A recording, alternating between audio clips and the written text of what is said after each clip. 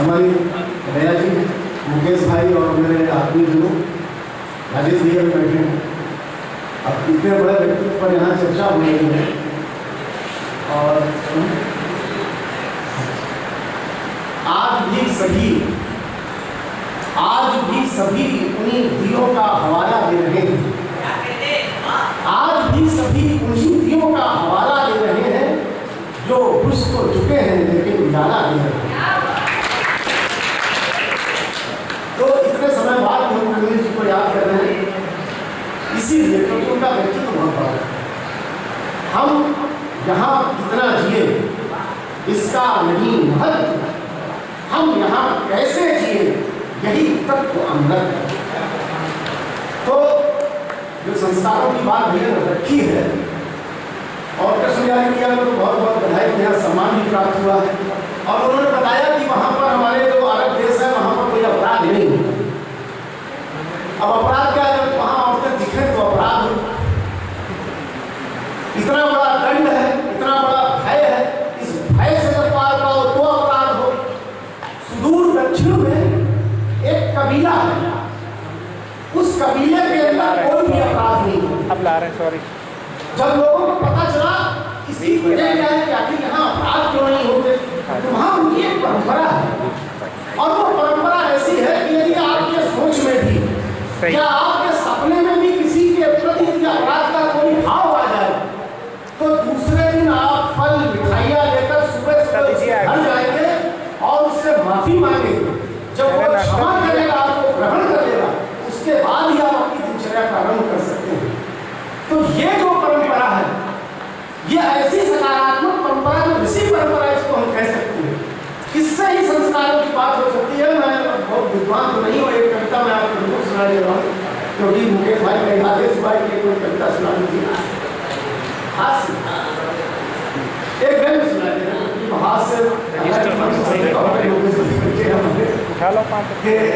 अनिल जैन भैया बैठे हैं, हम लोग बिराना रोड, हम भी लोगड़ा के रहने वाले हैं और बिराना रोड लोगड़ा आलसी रोड की विशेषता ये है कि भिखाराम वही है, बुद्धसेन वही है, अर्जुन हलवाई की वही है, तिवारी जी की नहीं आ रही, सब मिठाइयों की बड़ी बड़ी कहते हैं।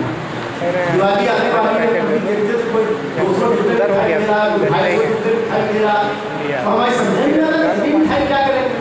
तो एक व्यंग की कविता उससे जल्दी मैं आपको सुनाई दे रहा हूँ, यहीं तक रहेगा। लेकर मिठाइयों का बड़ा सा झाला, लेकर मिठाइयों का बड़ा सा झाला, दुकान से नौकर के साथ कर रहा था लाला। मैंने कहा लाला डायबिटिक होकर मिठाई, शर्म नहीं आई। मैंने कहा लाला डायबिटिक होकर मिठाई, शर्म नहीं आई।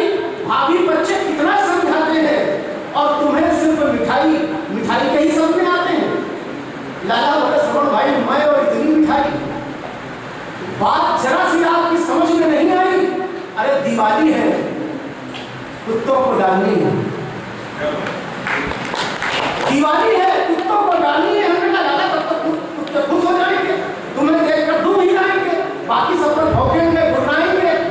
लाला बोले श्रवण भाई, ये कुत्ते नहीं हैं, ये तो वे कुत्ते हैं जो डायरी, पेन, मिठाई, गिफ्ट आदि आदि पर अपना स्वाभाविक अधिकार जताते हैं। हाँ, अगर चांदी का जूता हाथ में हो तो ये असली कुत्तों से भी तेज दो मिलाते हैं। हाँ, अगर चांदी का जूता हाथ में हो तो असली कुत्तों से भी तेज दो मिलाते हैं। और आज हर तरफ यही कुत्ते नजर आते हैं।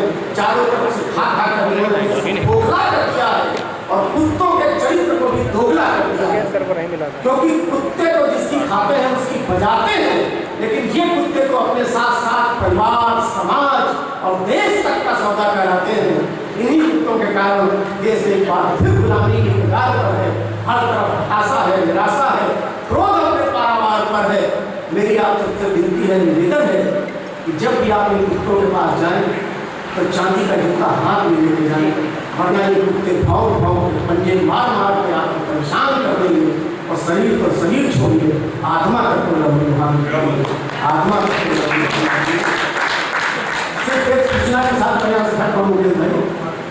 हमारा सबसे समीप ध्यान तो कमी गया, डॉक्टर अवधेश दीक्षित जी यहाँ विराजमान हैं। आप कैंसर में बड़े विशेषज्ञ हैं और जो कि कविताएं लिखते हैं इससे संलग्न हैं और हम सबको उनका आशीर्वाद मिलता है। मुझे प्रणाम के साथ बहुत बहुत धन्यवाद।